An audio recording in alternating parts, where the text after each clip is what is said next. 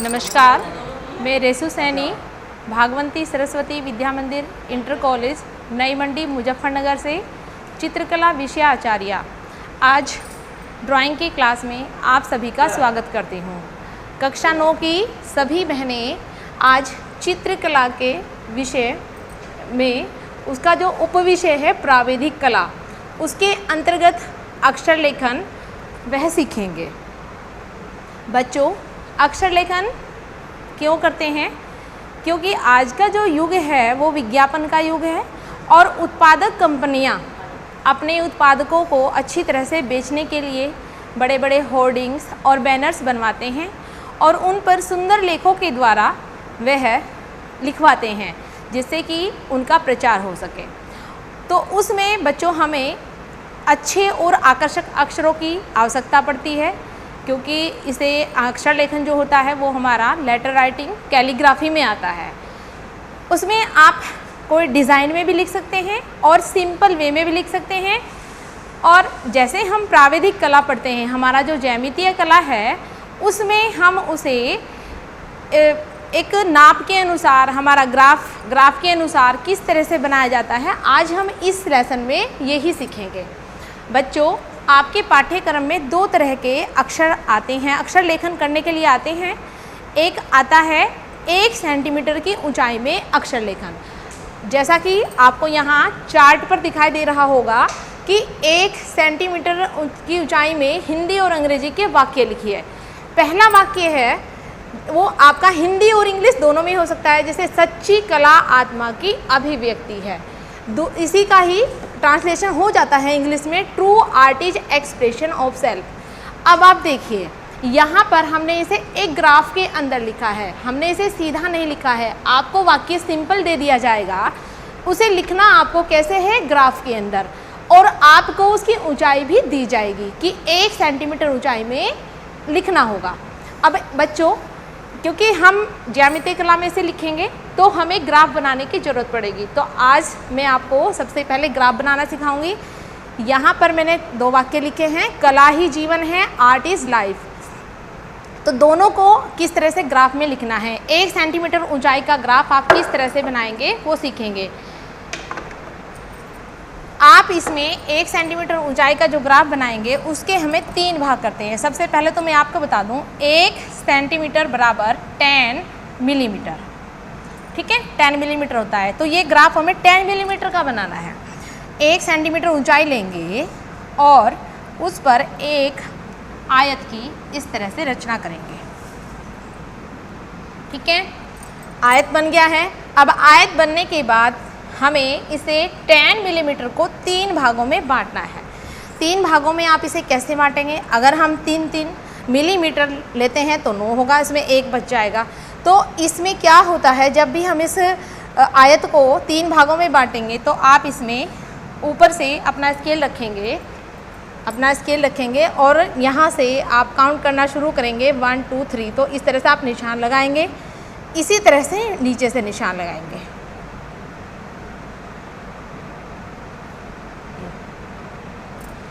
ठीक जिस तरह से आपने यहाँ निशान लगाया, सेम एज आपको सम्मुख भुजा पर, इसकी जो सामने की भुजा है उस पर करना है। तो आपका यहाँ पर क्या हो जाएगा, ये निशान लगने के बाद इन दोनों बिंदुओं को आपस में मिलाना है।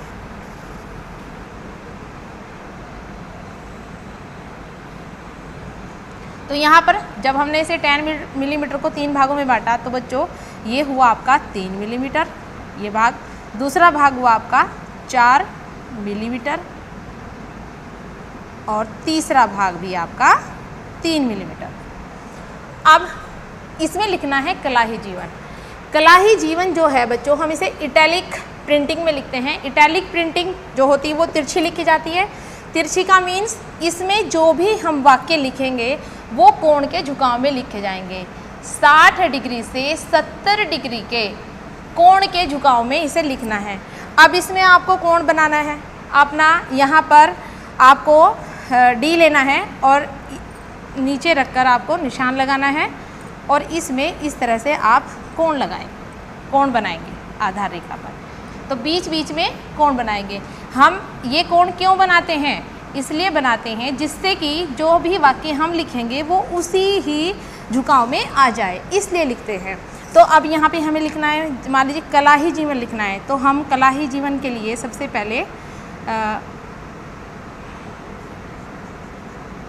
का बिल्कुल जो रेखा हमने कोण की खींची सेम उसी के समांतर क की आनी चाहिए। ला, फिर ला के लिए भी वही रेखा आनी चाहिए।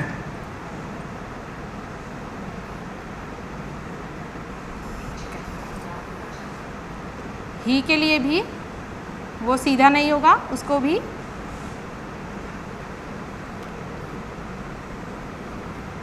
ज के लिए भी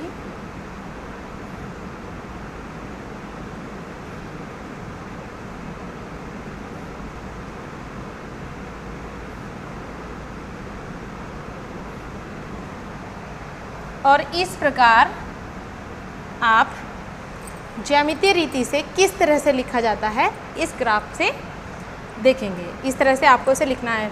इसी तरह से आप अंग्रेजी का लिखने के लिए भी आप ग्राफ इसी तरह से बनाएंगे जैसा आपको ये ऊपर बताना सिखाया है। सेम 1 सेंटीमीटर, ये जो रेखा है हमारी ये कितनी है 1 सेंटीमीटर। आपको मैंने पहले ही बताया है 1 सेंटीमीटर बराबर 10 मिलीमीटर। तो 10 मिलीमीटर को 3 भागों में बांटकर इसको इसी तरह से जैसे हमने ऊपर निशान लगाए सेम आपको नीचे करना है और ग्राफ तैयार करना है। एक बात का आप विशेष ध्यान रखेंगे कि बिना ग्राफ के आप इसको नहीं लिख सकते। आप अगर ज्यामितीय अपनी प्राविधिक कला के अंतर्गत आप इसे लिख रहे हैं तो बिना ग्राफ के इसे नहीं लिखेंगे। इसी तरह से ऊपर कोण मैंने आपको बताया है कि 60 डिग्री 70 डिग्री 60 से 70 डिग्री के बीच का भी हो सकता है, 60 डिग्री और 70 कुछ भी ले सकते हैं। यहाँ पर भी और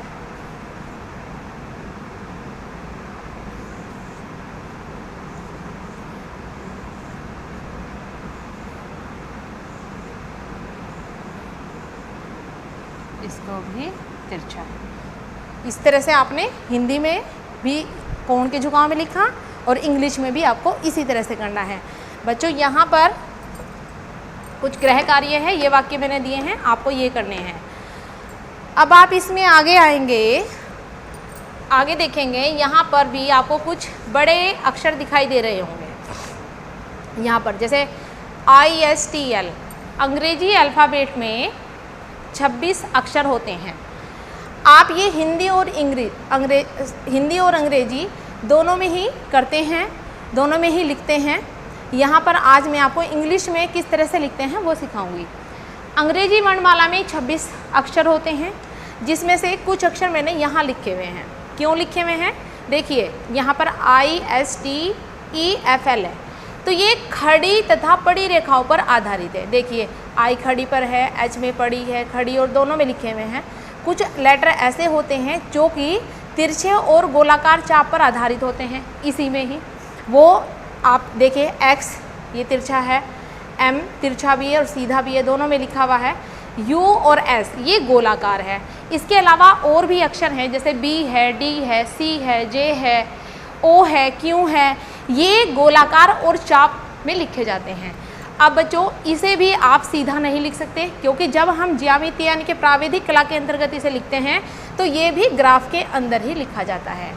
हमें इसमें ऊंचाई दी जाती है 2.5 सेंटीमीटर या 3.5 सेंटीमीटर। यहाँ पर आप 3.5 सेंटीमीटर ऊंचाई में ग्राफ बनाकर किस तरह से आप शब्दों को लिख सकते हैं, वाक्य एक शब्द ही आता है इसका, उसे किस तरह से लिख सकते हैं वो सीखेंगे।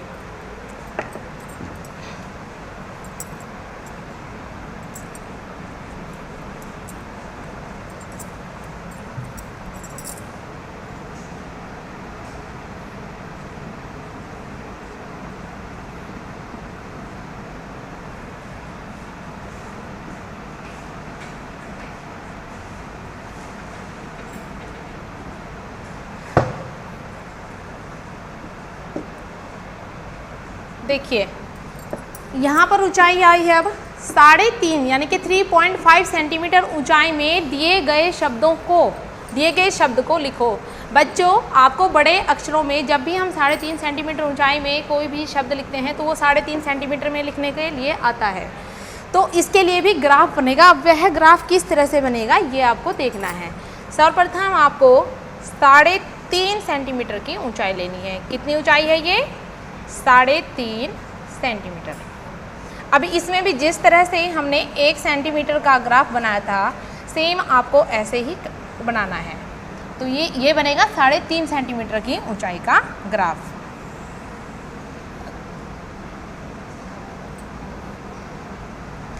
अब इसमें जो दी गई ऊंचाई है, इस ऊंचाई के हमें बराबर 7 भाग करने हैं। 7 भाग करने के लिए सबसे पहले एक तो तरीका ये होता है कि दी गई रेखा को 7 भागों में बांटो। तो आप एक न्यून कोण रेखा खींचें और उसके बराबर बराबर भाग काटें। 1 2 3 4 5 6 7। इस पर लिख भी लीजिए। 7वें भाग को अंतिम भाग से मिलाइए।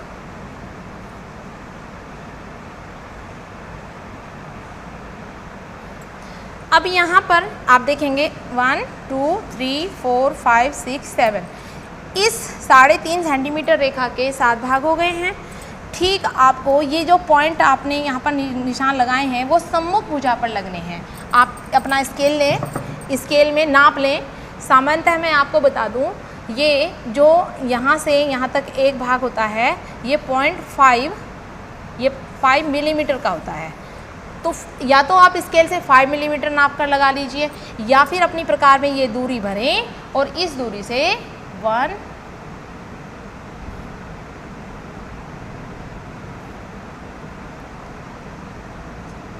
ये 7 भाग हो गए।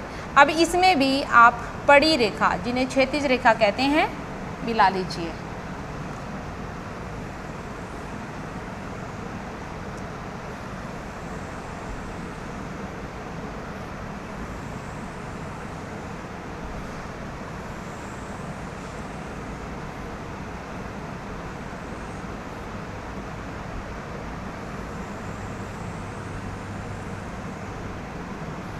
ठीक है। अब यहाँ पर ये छोटे छोटे आयत के रूप में बटिया है, लेकिन हमें ये आयत नहीं, हमें वर्ग बनाना है। अब जो दूरी हमारी इस ऊंचाई पर आई थी छोटे छोटे भाग की, वो ही हमें इस क्षैतिज रेखा पर, जो हमारी आधार रेखा है, जो हमारी समांतर ऊपर की रेखा है, उस पर लेने हैं। तो जितनी दूरी थी उतने ही निशान आप स्केल से रखकर यहाँ पर लगा लीजिए।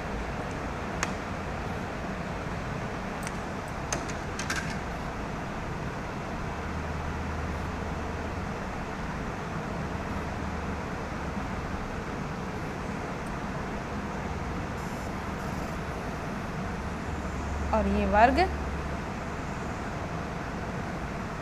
खींच लें।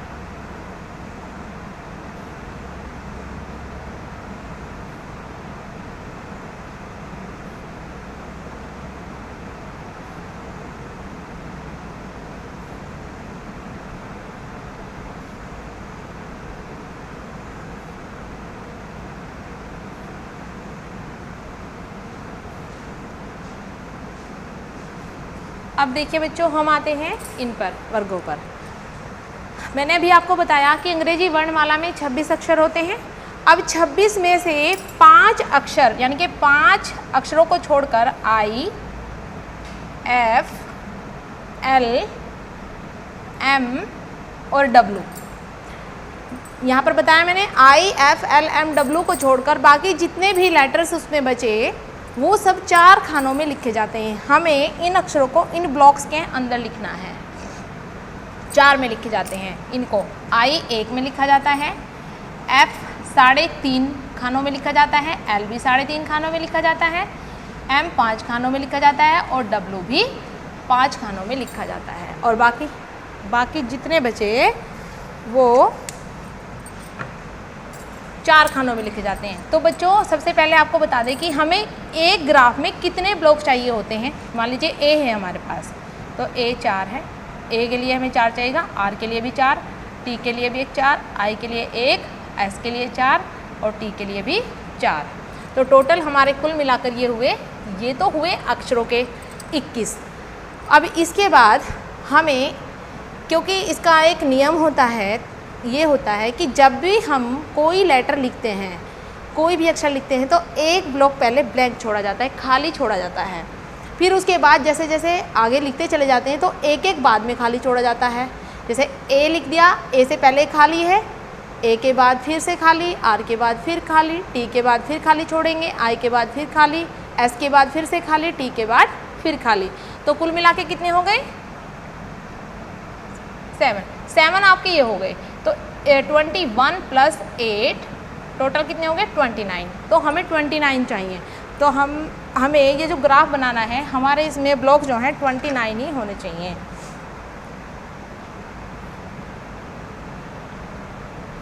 तो कम पड़े।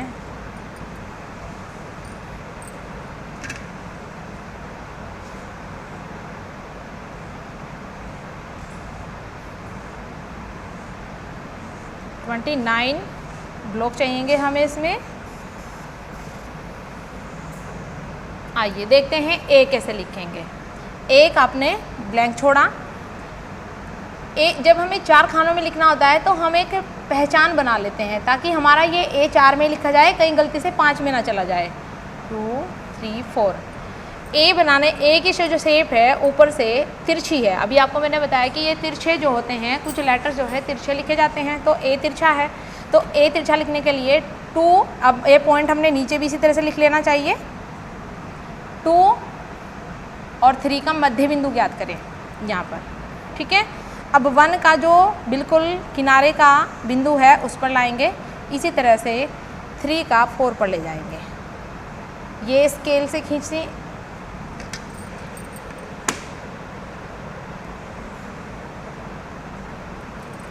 और ऊपर से पहला ब्लॉक, दूसरा ब्लॉक ब्लैंक छोड़ करके 1 का जो बिंदु है वहाँ आए, 4 पर आए और नीचे का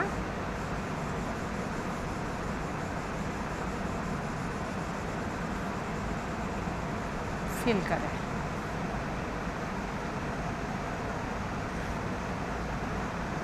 बच्चों जब हम इसे लिख लेते हैं तो 2B की पेंसिल से इसे शेडिंग करते हैं।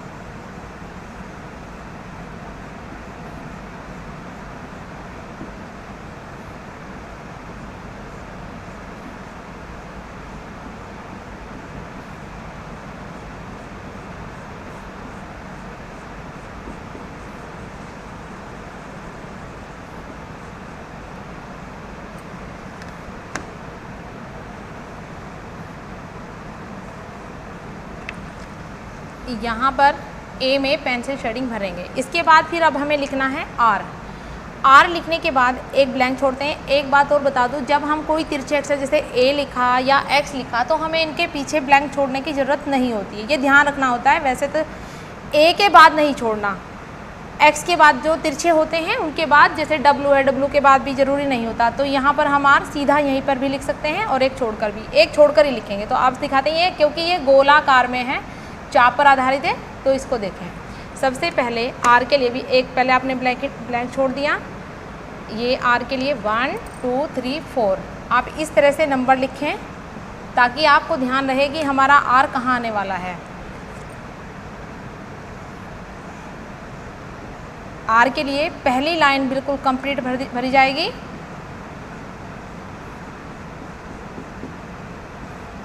अब देखिए 2 और 3 4 में कहाँ तक आपको लाना है कि गोलाई आनी है। ऊपर से नीचे की ओर आएंगे, 1 2 3 यहाँ पर गोलाई देंगे।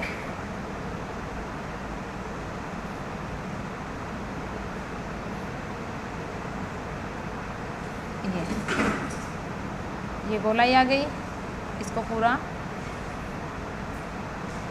और यहाँ से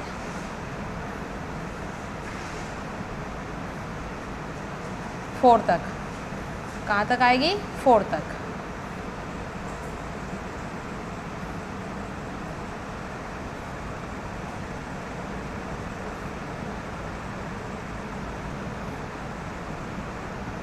अब यहाँ नीचे भी ये गोलाई और यहीं से ही गोलाई देंगे।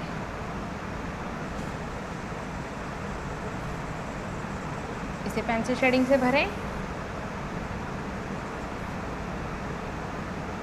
बच्चों अब लिखना है टी, आर के बाद एक खाली छोड़ेंगे, फिर हमने यहाँ खाली छोड़ा, फिर से खाली छोड़ेंगे।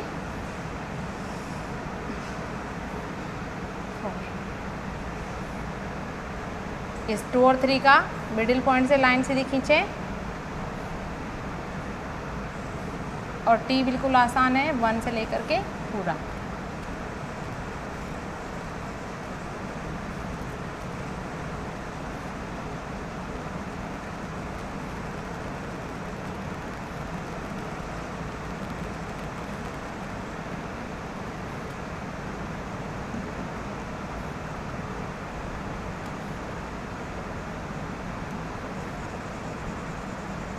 यहाँ पर आप देखेंगे कि हमने ये आर्ट लिख लिया है।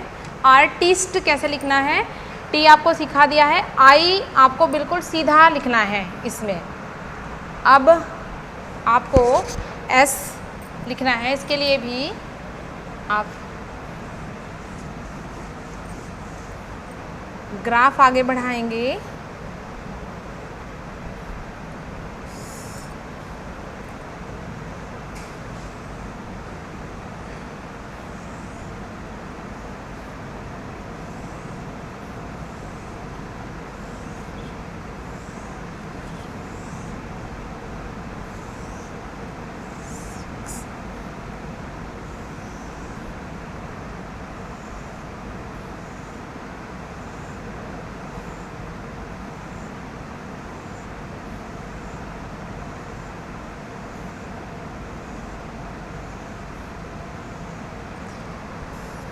आई, इसके बाद एक सीधा ब्लैंक फिल करें इसमें।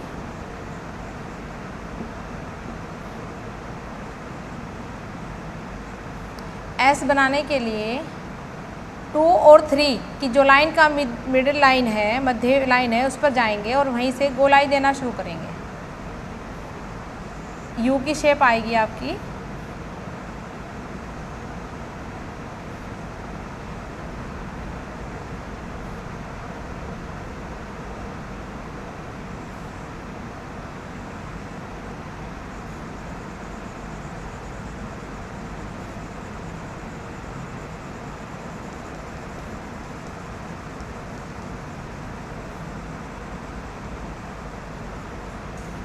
एक एस के बाद फिर से खाली।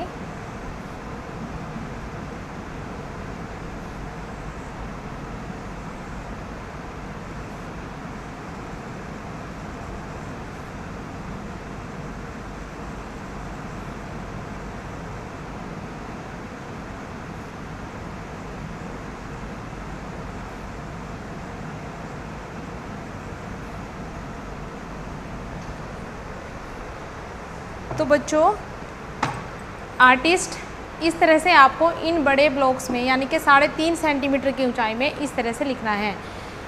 आपको इसमें पेंसिल शेडिंग से अच्छी तरह से फिनिशिंग से इसे फिल करना है, भरना है, और बाद में जब हम ये नंबर लिखते हैं तो इन्हें हम हटा देते हैं। और ध्यान रहे, ग्राफ की लाइनें नहीं मिटानी है।